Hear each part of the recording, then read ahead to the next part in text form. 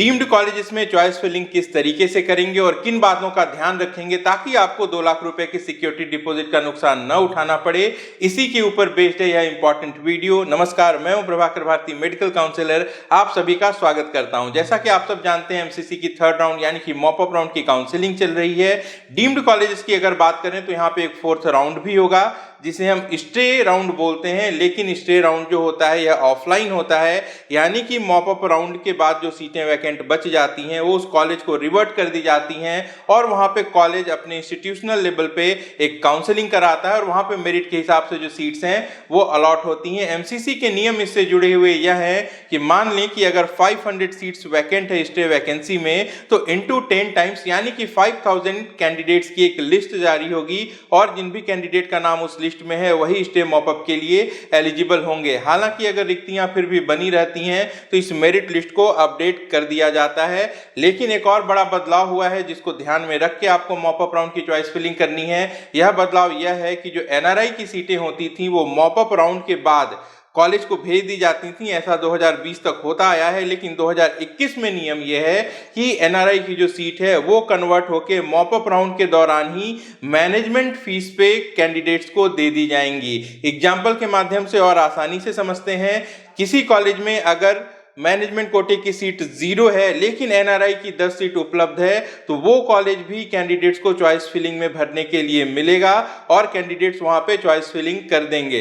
अगर किसी कॉलेज में 5 सीट एनआरआई की है और वहां पे जब काउंसलिंग होती है और एनआरआई का कोई भी कैंडिडेट नहीं होता है, लेकिन 5 ऐसे कैंडिडेट होते हैं जिन्होंने मैनेजमेंट फीस के लिए उस कॉलेज का चयन किया है, तो वो 5 सीट उन कैंडिडेट्स को मेरिट के बेसिस पे डिस्ट्रीब्यूट कर दी जाएगी। सीधा तात्पर्य यह है कि जो एनआरआई की सीटें वैकेंट रह जाती थी, अनअलॉटेड रह जाती थी, वह इस बार नहीं रहेंगी। सेम कॉलेज के लिए जिसने मैनेजमेंट फीस के लिए उस कॉलेज का चयन किया हुआ रहेगा, उन्हें ये सीट्स अलॉट हो जाएंगी। ऐसे में चॉइस फिलिंग करते समय आपको आपके रैंक के हिसाब से जो कॉलेजेस मिल सकते हैं, इसके साथ साथ ऐसे कॉलेजेस जहां पे एडमिशन मिलने के बाद आप एडमिशन ले सकें, सिर्फ उन्हीं कॉलेजेस का चयन करना है। मॉप अप राउंड में कोई भी फर्दर अपग्रेडेशन नहीं होता, या फिर अगर सीट अलॉट हो जाए और आप उसे छोड़ देते हैं तो 2 लाख रुपए की सिक्योरिटी डिपॉजिट का नुकसान भी होता है और आप स्टे मॉप अप के लिए एलिजिबल भी नहीं रहते हैं। इन सारी बातों को ध्यान में रखते हुए आपको चॉइस फिलिंग करनी है। डीम के राउंड 1 और राउंड 2 में क्या कट ऑफ रही थी और अभी कितनी वैकेंट सीट्स हैं, ये सारी जानकारी हमारे टेलीग्राम चैनल पर उपलब्ध है। इसको ध्यान में रखते हुए आप अपनी चॉइस फिलिंग को सीक्वेंस कर सकते हैं। चॉइस फिलिंग में यही बात ध्यान में रखनी होती है कि ऐसे कॉलेजेस जिनकी कट ऑफ ज्यादा है, आप उनको प्रायोरिटी देकर ऐसे कॉलेजेस तक आते हैं जो आपके लिए सबसे लीस्ट प्रेफर्ड कॉलेजेस हों। लिमिटेड चॉइस फिलिंग ही आपको करनी है ताकि आप बाद के लिए भी एलिजिबल रहें या फिर 2 लाख रुपए की सिक्योरिटी डिपॉजिट से भी अपने आप को बचा सकें। जैसा कि इस बार सिचुएशन बनी है, काफी ज्यादा सीट्स मॉप अप राउंड के लिए खाली है और राउंड 2 में बहुत सारी सीटें अनअलॉटेड रह गई थी, तो यह भी संभावना है कि मॉप अप में फिर से काफी सारी सीटें अनअलॉटेड रह सकती हैं। तो ये सीट्स हो सकता है कि नेगोशिएटेड फीस पर भी आपको मिले।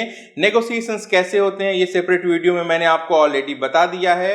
तो ऐसे कैंडिडेट जो कि स्टेट की काउंसलिंग को पार्टिसिपेट कर रहे हैं और जिनका डीम का बजट नहीं है, उनको भी मैं ये सलाह देता हूं कि मॉप अप राउंड में अपने आप को रजिस्टर जरूर करा लें, ताकि अगर स्टेट में उनको अच्छी सीट न मिले और स्टे मॉप अप राउंड जब डीम का होगा उसमें अगर उनको कोई बेहतर सीट मिले तो यह अपॉर्चुनिटी वो अवेल कर सकें। 2020 में ऐसा मैंने देखा था कि कुछ डीम कॉलेजेस में फीस कम हो गई थी 11th आवर में और उनके पास ऐसे कैंडिडेट्स ही नहीं थे जो कि रजिस्टर्ड हों। ऐसे में वो कैंडिडेट फायदा कम फीस का नहीं उठा पाए थे।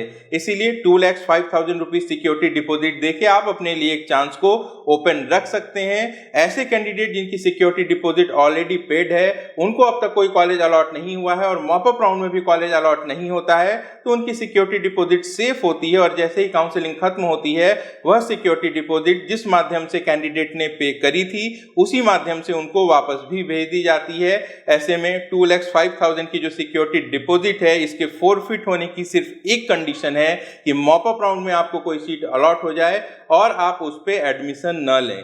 एडमिशन ले लेते हैं तब भी वापस आएगी, अलॉटमेंट नहीं होती है तभी भी वापस आएगी। इस तरीके से ऐसे कैंडिडेट जो कि कम बजट रखते हो, जो हाई फी से डीम की अफोर्ड नहीं कर सकते, उनके लिए भी ज़रा सी अपॉर्चुनिटी यहाँ पे बन रही है, क्योंकि 8-10 ऐसे कॉलेजेस सामने आ सकते हैं जहाँ पे फीस की नेगोशिएशन 2021 एकेडमिक सेशन के लिए संभावित है। इनके साथ साथ एक और बात का ध्यान रखेंगे कि जो भी बड़े ब्रांड के कॉलेजेस हैं, यहाँ पे इस बार स्टेम मॉपअप में सीट्स नहीं आएंगी, तो इस बात का फायदा नहीं मिल पाएगा जो कि स्टेम मॉपअप राउंड में जाके 50 से 100 नंबर कम स्कोर पे भी सीट्स मिल जाया करती थी।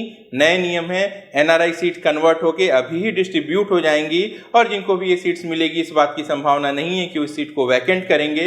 तो कुल मिला के इस पूरी बातों का सार ये है कि इस बार स्टेम मॉपअप राउंड में अच्छे कॉलेजेस की बहुत कम सीटें आएंगी। जो ब्रांडेड कॉलेजेस हैं, जिनकी डिमांड बहुत ज़्यादा होती है, जिनकी कट ऑफ बहुत हाई होती है, ऐसी बहुत कम सीट्स आने वाली हैं। लेकिन ऐसे कॉलेजेस जहाँ पे फीस बहुत ज़्यादा है, यहाँ पे सीटें अनअलॉटेड भी रह सकती हैं, जिन पे नेगोशिएशन की संभावना बनती हुई दिखाई दे रही है। ऐसे कैंडिडेट जिन्होंने अब तक रजिस्ट्रेशन नहीं कराया है एमसीसी में, उनके लिए मॉपअप राउंड जो है वो अंतिम मौका है रजिस्ट्रेशन कराने का।